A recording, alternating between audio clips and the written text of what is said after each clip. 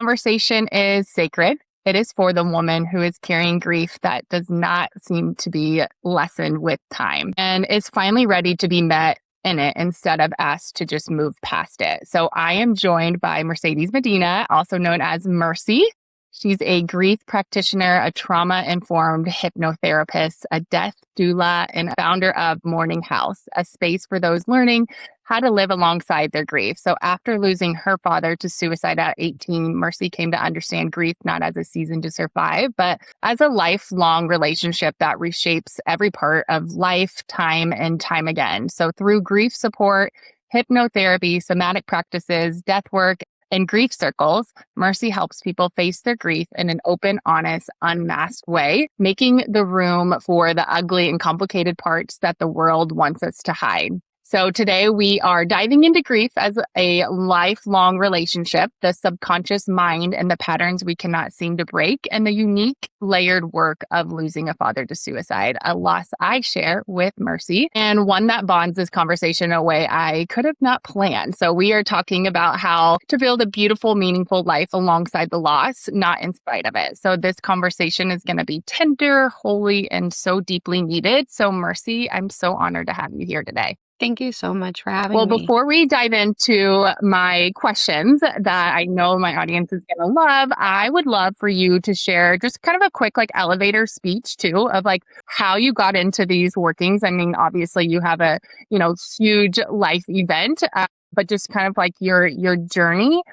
Also share your human design, your kiddos, just kind of give us a picture of Mercy, if you wouldn't mind starting off there. Yeah, absolutely. So I'll start off with I have 4 kids aging from, 10 to 1.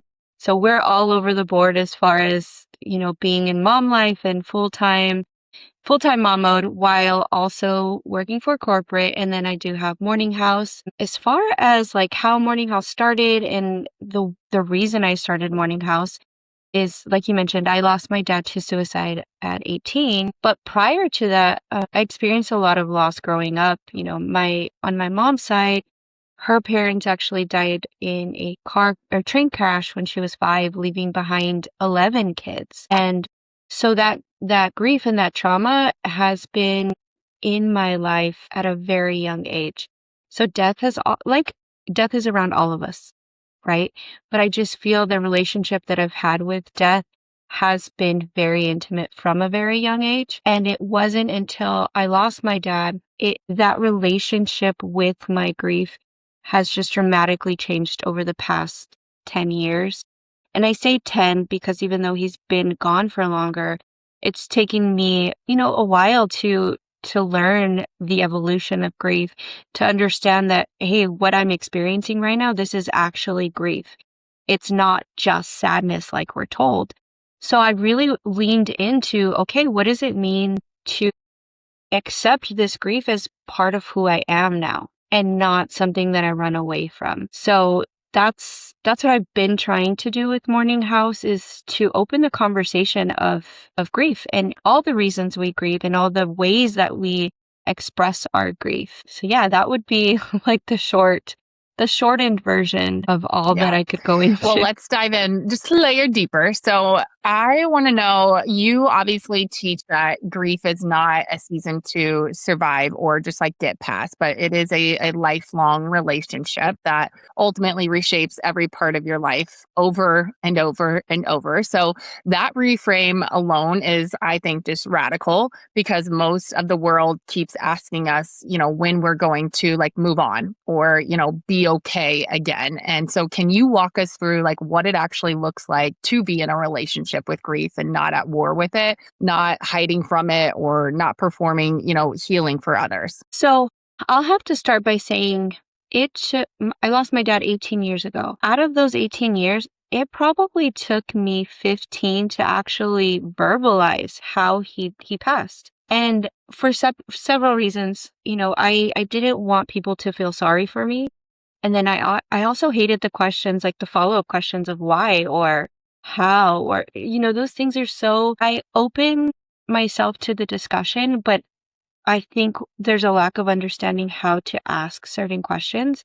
So that's why opening myself up to and sharing my story are important, because I recognize that we as a society don't know how to ask certain questions or when the question is appropriate. So learning to build this relationship with grief for me started at being honest with myself as far as, he died by suicide. I have no shame in that anymore. And it was a self shame of like just trying to protect him and his image and, protect myself and him and my family from the stigma of death by suicide. So I feel like that was a big stepping stone for me in the relationship with grief. And once I did that, I felt like the floodgates opened.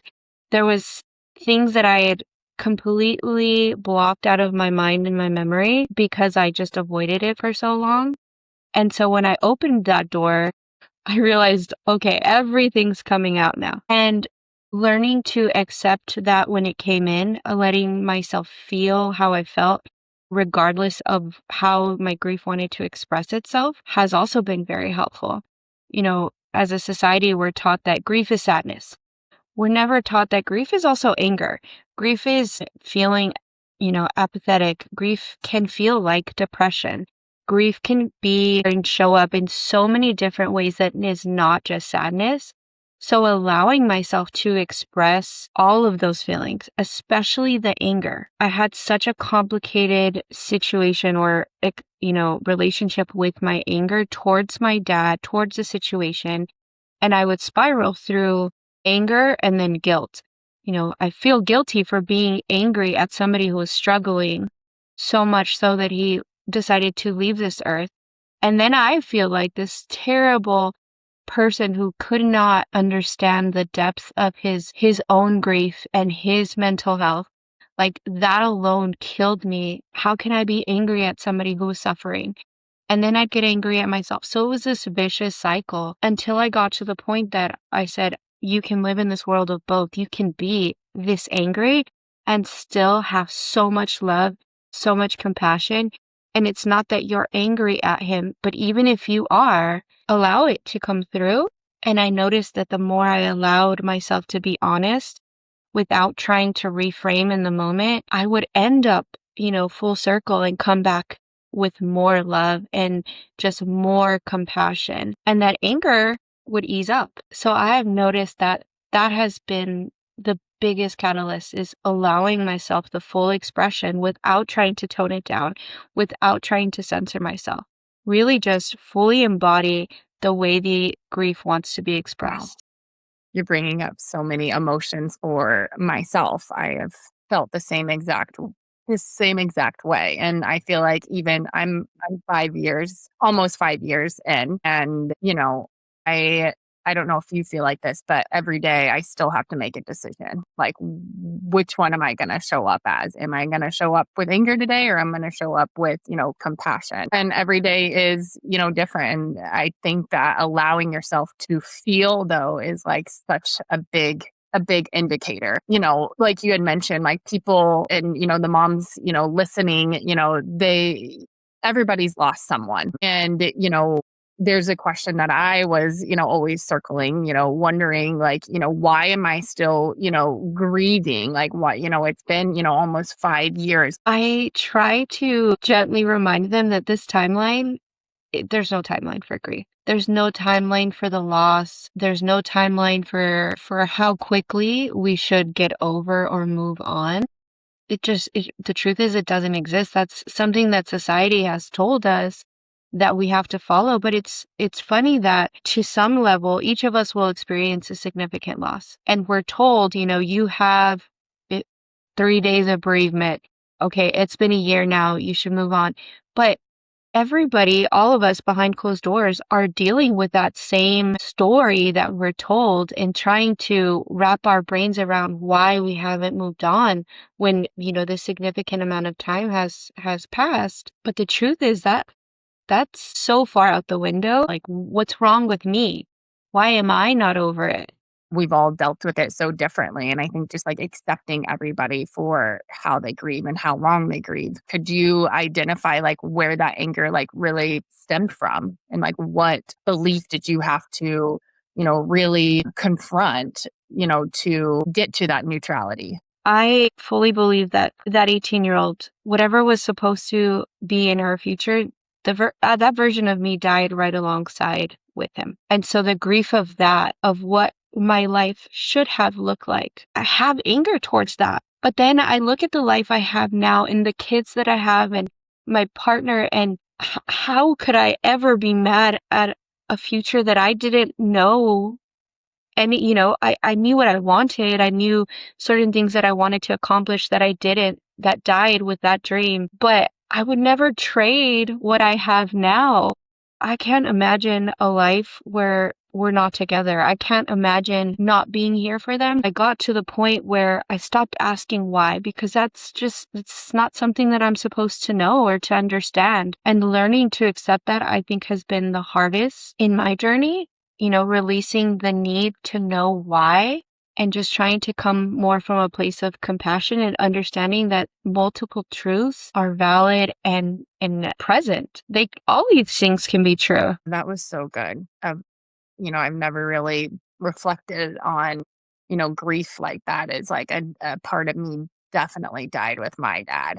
And I'm a totally different person than what I even had thought I would ever be. And I think, the root of what you're saying also is, stop asking the why will bring you to the present time. Yes. As a It's a hard truth to swallow that we aren't always going to have all of the answers. and we're not supposed to, for a reason. And if And you we're not were, supposed to. the answer would come to you. You would know. Yeah, that is something hard to really accept. As a trauma informed hypnotherapist, which I love this, you work directly with the subconscious mind, and so much grief, mom guilt, generational pain, and the patterns we can't seem to break live there. So what is actually happening underneath a woman's conscious awareness when she keeps repeating the same emotional pattern, the same fears, the same self-talk, especially after, major losses or in, heightened emotions? There's so much going on underneath. And so with subconscious work, as you know, a lot of it can be rooted back to our own childhood. And when we have to turn the light on to what is ours to actually carry and what's a story that we have picked up as our own. And so learning to distinguish and differentiate the two, that's part of the work. So acknowledging, hey, this is something that I've done for the past 30 years. This is how I was raised, but I don't want to be this way anymore. Making that choice and then taking the steps to retrain yourself. And a lot of it as moms is not only are we parenting our children, we're reparenting our internal child in the same moment. So we'll notice things that trigger us. And, for instance, myself, when I feel like the kids are really loud and everything's going on and I feel myself starting to lose it, I have to ask myself, okay, why am I so upset in this moment? And realizing that because as a child, I wasn't allowed that same volume and expression. And that kid inside of me is freaking out that she's about to get in trouble, So if we're able to catch that, and then, say I explode, then you feel that mom guilt of, man, I really didn't have to go so hard on them. They're just playing or just being kids. Why am I so triggered by this? And so really just trying to take the small steps back of why am I so bothered? Okay, now I recognize that that's what this is. The internal child is screaming because she feels like she's about to get in trouble. And so we reparent the situation. We have to reparent ourselves before we can be, the mother or the provider that we are wanting to be. Exactly why I named our podcast Regulating and Raising Kids, because it's basically parenting yourself and, like you said, just still having to show up and parent your kids. So such an amazing input there. What is one practice or a shift a mom, listening today can do to actually begin what softening what her subconscious has been holding on to? I think it would definitely some tips would definitely be it's not a black and white answer, right? Because every situation's so different, and all as moms, we're juggling so many different things, and each ball that we're juggling is so important, and if we drop one, all of them are going to drop.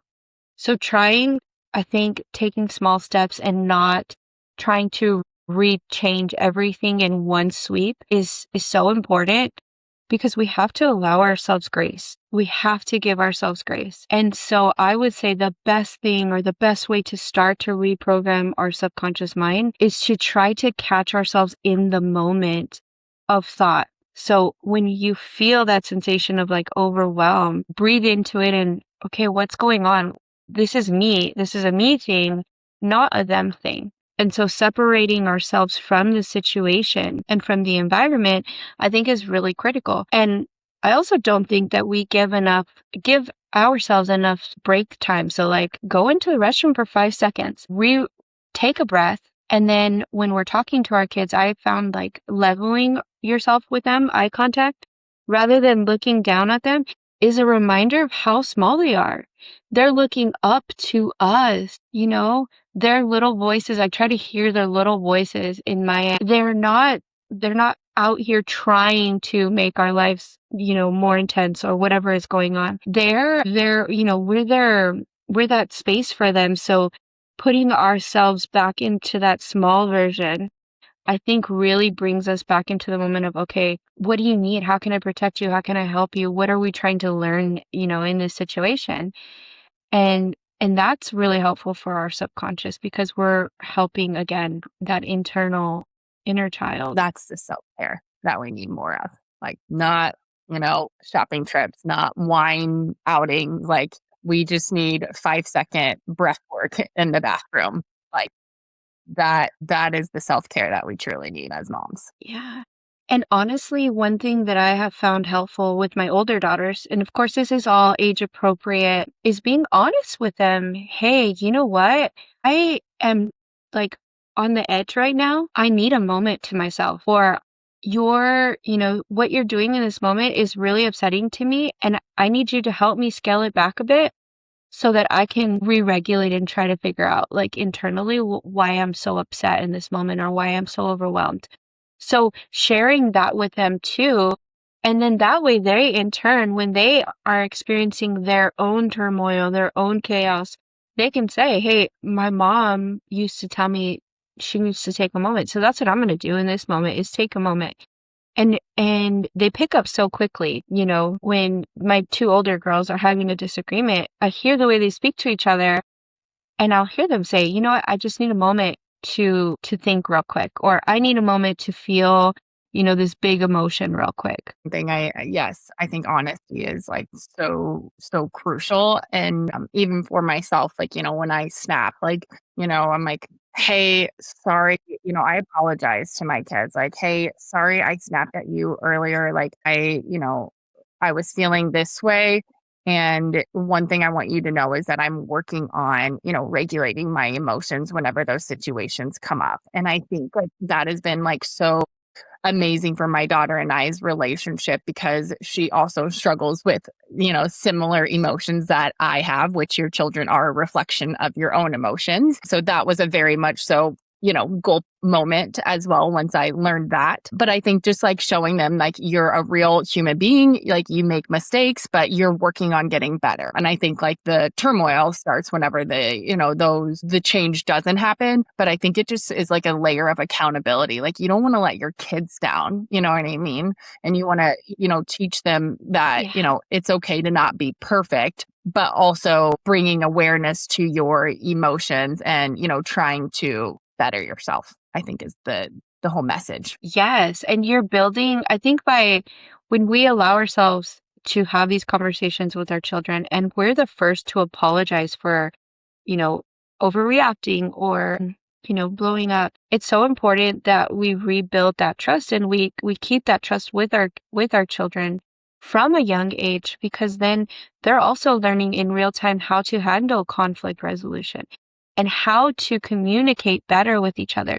Because as humans, conflict is inevitable, even if it's in or with somebody that we love, but it's in how we repair that situation that we're teaching them. And we're learning this in real time because I don't know about you, but feelings and conflict resolution is not something that I learned growing up because my parents didn't know that either. So we're all learning this in real And I time. think like for you and I, like knowing that, mental health is an area that we, have been heavily affected by, like talking to my kids about that. Like, hey, how's that little voice in your head? Like, making them aware that they have an inner voice and making them aware that they have the control of that inner voice and how nice it is or how mean it is. And so I'm always doing like check-ins, like, how's that little voice in your head? Like, is it talking happy thoughts today? And, some days most days it is, but Yeah. there has been times that my daughter's like, no, like it's, this so and so happened. So I think just like that also like bringing awareness to, how their self-talk like can affect them. Yeah, that's so important. And I think if you have children who their inner voice is a little bit meaner than most, I think it's important to talk them through that, so that they don't feel shame of what's wrong with me, what's wrong with my inner voice, why is my inner voice meaner than, my sisters or my cousins or whoever. And I think the way to do that is offer, the thought that, okay, this little voice of yours that's being mean is really trying to protect you. Let's figure out what it's trying to protect you from. My kids at the end of the school year had a talent show. And my both daughters, they signed up. One daughter did the talent show. The other daughter, she pulled out at the last minute. And I asked her why. And she said that she told herself she couldn't do it, that she was going to mess up the words. And she was so disappointed in herself. And so trying to figure out, okay, look, this little voice inside of you that told you you couldn't do it, she's scared is what it is. She was nervous, and that's okay to be scared and to be nervous. You have to remember though that you can do hard things. And so you have another voice in there. You just have to give her that boost of confidence so she's louder than the other voice that's not so nice. So perfect. I love that example. So amazing. I want to pivot to another area of grief. And obviously, losing a father to suicide changes, I think, a lot for daughters. And I'm sure, for sons as well. But just living this experience, I can attest to it. So, it does change the way you trust men. It changes the way that you see, safety, the way that you mother. It changes the way that you relate to your own body. So, we do, share this loss. And I just want to honor this conversation first and foremost. But from your own, walk through this, like what is the work that has been most pivotal in helping you build like a beautiful, meaningful life alongside your grief? It definitely changes like every cell in your body for sure. And it's funny because it wasn't until this year when I fully immersed myself in different communities and different healing communities that these things started clicking. Like I recognized that I have allowed myself to stay in relationships in the past for too long out of fear that they would leave. And so that's okay. It was a pattern that I didn't recognize. And it was like, these ex-boyfriends that I had, I stayed in those relationships way too long out of fear that they would leave. And I picked up that if I'm close to somebody, they're going to leave, whether it be by death or like choosing to just end the relationship. So that was something to me that this year I was like, wow, I didn't recognize that that's what I was doing until I allowed myself to experience my grief in a group setting. Prior to the last couple of years, I had been very lone wolf with my grief, even with my own family. I didn't want to pour that grief onto other people because I felt like if this is drowning me, how do I know that it's not going to drown you? And I didn't want to drown anybody. And so allowing myself to be witnessed by other people has been and it has helped me realize that regardless of how or why people are grieving, we're to an extent, all of us are grieving something or somebody, and sharing that connection with others has really just expanded my heart in so many ways. And I feel like the deeper I feel my grief, the Mm, more I can love my life. yes. it when I feel like I'm closed off on my grief, when I don't allow myself to express, I have this wall up. So that wall is going to be up for everything. I cannot feel deep amounts of joy if I don't allow myself to feel the deep anger, the deep sadness, everything that grief teaches us. It is really a doorway to expanding like love and happiness and joy. But you can't have one without the other. And I think, like, in those situations of grief, like, you have the choice to either expand your life or you can drown in it, like you said. And like how you mentioned community, like, I think community has been one of the biggest things for me this year. Like, I feel like I'm healed on a whole different, level now because I have, individuals like yourself that we can just like, talk openly, like my podcast feelings that I know sometimes that's hard in, talking with even my family at sometimes. Cause like you said, like sometimes I don't know if they even like truly get it or if they think the same way. Like people like have to want to talk about it. But I think finding a community like is such a big piece of this puzzle. Like I have a love-hate relationship. Like I love that it brings, new, individuals into my realm, but also like, I know that there's, bad things too, but like this is what the conversation is today is like you can hold both Yeah. at once. But I think community, finding commonality, like talking about how you truly feel and like your authentic self and not performing, like is such a key part of the healing process. Do you agree with that? 100%.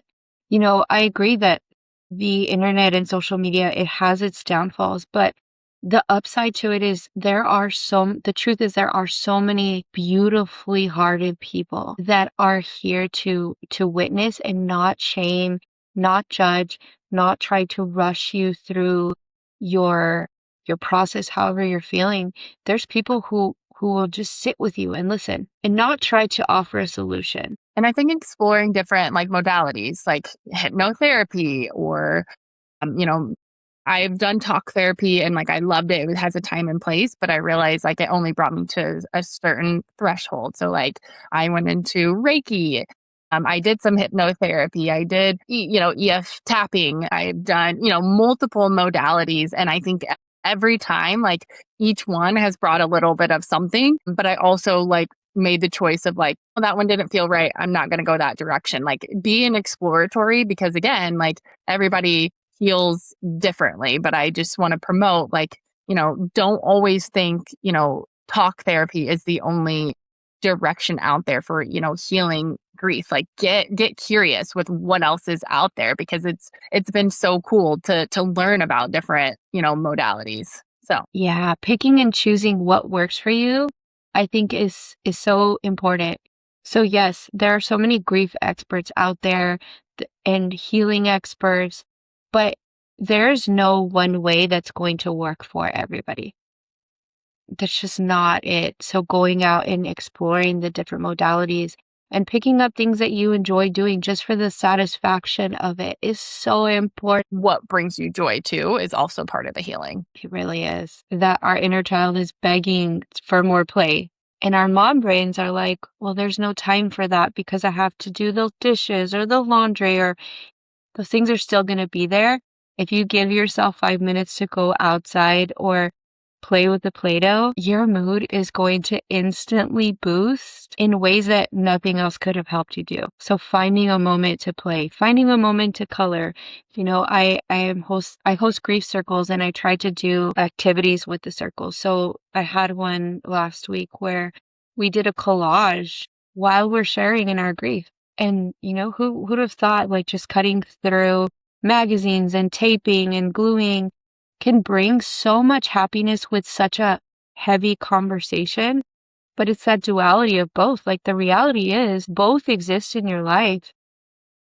I have loved every moment of this conversation. So thank you so much for being here and being so open. Where can my audience find you and what resources do you have available? I'll obviously put it all in the show notes, but I want to allow you some time to speak to everything. So I'm currently trying to revamp my website and my like link tree, but right now you could just find me on Instagram. It's morning like mourninggrief.house and the same on TikTok. But once I have my website back up, it'll be relinked in my bios. Well, thank you again, and we will talk soon. Thank you so much.